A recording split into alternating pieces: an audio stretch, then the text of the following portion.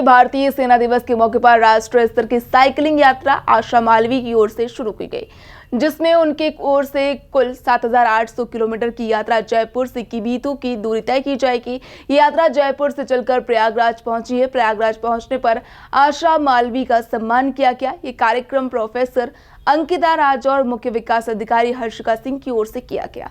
आशा मालवी की यात्रा का मुख्य उद्देश्य नारी शक्ति का सशक्तिकरण, देशभक्ति और अदम्य साहस है।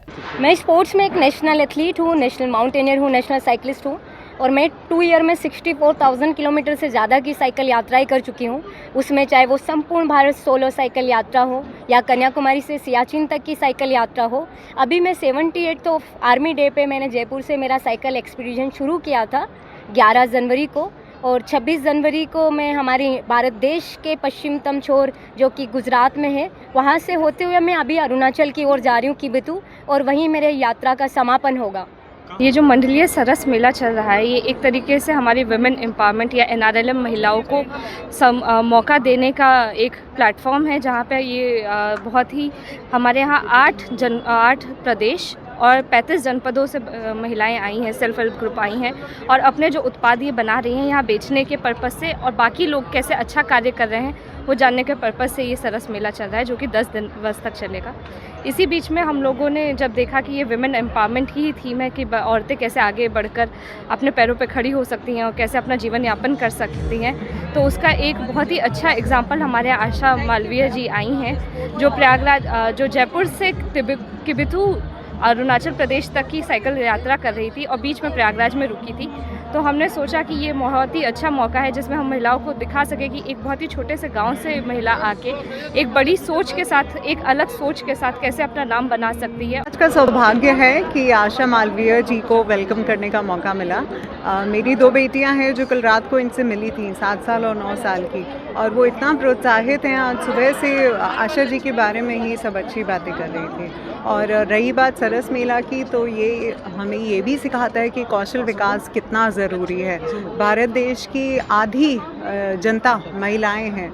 अगर सबके सब काम करने लगे, पैसा आ जाए सबके अकाउंट में, एम्पावर्ड हो जाए, तो हमारे देश की GDP तो आसमान छुएगी। फतेहपुर के बिंदगी विधानसभा में इफ्तार पार्टी का आयोजन किया गया। इस दौरान कांग्रेस नेता शिवाकांत तिवारी ने रोजा इफ्तार पार्टी बुलाई। उन्होंने पुलिस विभाग के अधिकारियों पर निशाना साधा। उन्होंने कहा कि बीजेपी नेताओं की चरण चाटुकारिता करते हैं। बीजेपी भाईचारे को खत्म करना चाहती है।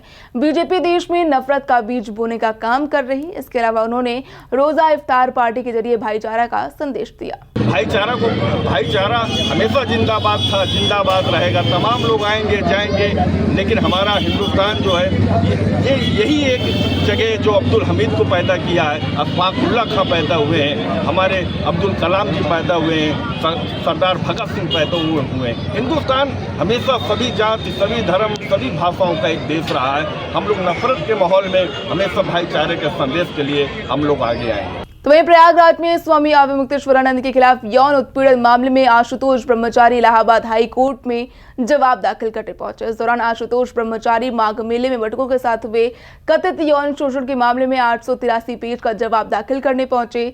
अवमुक्तेश्वरानंद, उनके शिष्य मुकुदानंद अन्य के खिलाफ मटकों के साथ कथित रूप से यौन शोषण के आरोप में आशुतोष ब्रह्मचारी ने जिला न्यायालय में वाद दाखिल किया था, जिस पर पॉक्सो स्पेशल कोर्ट ने सुनवाई करते हुए स्वामी अवमुक्तेश्वरानंद और उनके शिष्य मुकुदानंद और अन्य के खिलाफ FIR दर्ज कर जांच करने का आदेश दिया। कोर्ट के आदेश के बाद झूसी थाने में अवमुक्तेश्वरानंद और उनके शिष्य मुकुदानंद और अन्य के खिलाफ FIR दर्ज हुई है। माननीय न्यायालय में हम साक्ष्य 883 पन्नों के तहत अपनी बात रख रहे हैं। जो छोटे छोटे पटुक के साथ इन्होंने यौन शोषण के अपराध किया है, वह तमाम चीज़ें इसमें हैं। और एक विशेष चीज़ है जो इन्होंने झूठा एफिडेविट दाखिल कर दिया है कि मैं शंकराचार्य हूँ।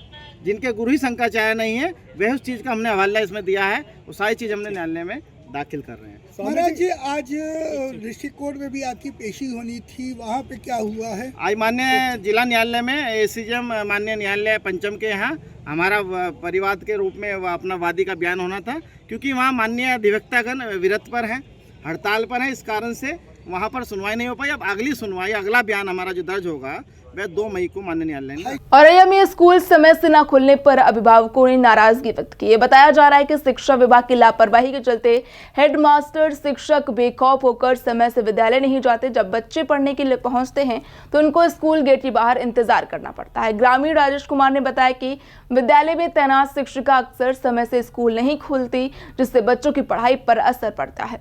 तो वहीं जालौर में करंट लगने से 30 साल के युवक की मौत हो गई। बताया जा रहा है कि कूलर हटाने के दौरान करंट की चपेट में आने से यह हादसा हुआ।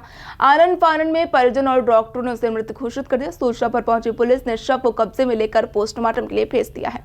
वो हम 5 बजे सवेरे जगे तो गए हम भदेवरा तक घूमे, वो उधर से घूम के आए 7 बजे के बाद बहू बोली कि पापा वो दूध लेंगे, दूध ले आओ। तो जा लगे भगवान सिंह को मकान है या तो होना जो है हम दूध लेंगे। और बहू कैसे दौड़ कर पूछी, बोली पापा उनके करेंगे लग गए। तो दौड़ के हम भगे आए तो पंडित जी हथे सामने वाले वे और उन्होंने खतोड़ के और बहू ने। झांसी में पुलिस मुठभेड़ में गिरफ्तार आरोपी इस समय पुलिस कस्टडी से फरार चल रहा है। बताया जा रहा है कि चिकित्सकीय परीक्षण के दौरान आरोपी पुलिस को चकमा देकर मौके से भाग गया। छेला की चोरी करने वाले नदीम से पुलिस की मुठभेड़ हुई। पुलिस चिकित्सकीय परीक्षण कराने आरोपी को अस्पताल लेकर पहुंची थी। इस घटना की सूचना मिलते ही पुलिस महकमे में हड़कंप मच गया। पुलिस क्षेत्र का अधिकारी लक्ष्मीकांत गौतम भी मौके पर पहुंचा। आरोपी की तलाश के लिए पुलिस ने आसपास के इलाके में घेराबंदी कर दी है। आया था इधर से खैराती से दौड़ता हुआ आया। हाँ। ठीक है, मेरी गाड़ी रोकी है। हाँ।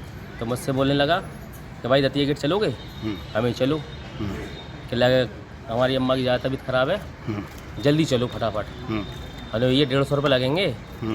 कि लगा ठीक है देंगे 150 रुपये। शहजादी गार्डन देखा तुमने? अरे भाई शहजादी गार्डन हमने देखा नहीं है। कि लगा एक काम को दतिया गेट से हम बता देंगे। तो दतिया गेट तो देखा नहीं, दतिया गेट देखा है हमने। कि लगा ठीक है चलो। इतने में इसने क्या किया कि भाजी वाली नहीं है तो उस पर लग गया जाम। तो वहाँ से कहने लगा यार हमारी अम्मा की तबीयत ज़्यादा है ख़राब, तुम एक काम करो यार कि हमें यहीं उतार दो, आगे मिल रहे हम तुम्हें। हमें ठीक है भैया। कि हमने कि पैसे तो दो मैं, ऐसे हमें कमा लें तुम कहाँ चले जाओगे? कहने लगा 20 का नोट देने लगा। अरे भैया 50 का तो वहाँ तेल जल गया होगा यार, तुम 20 रुपये दे रहे हैं आप। तो 50 का नोट उसने मैं ले आके निकाल के जिम में से दिया। अब पुलिस आपको लेके आई था? हाँ। क्या कह रही पुलिस? पुलिस ये बोल रही है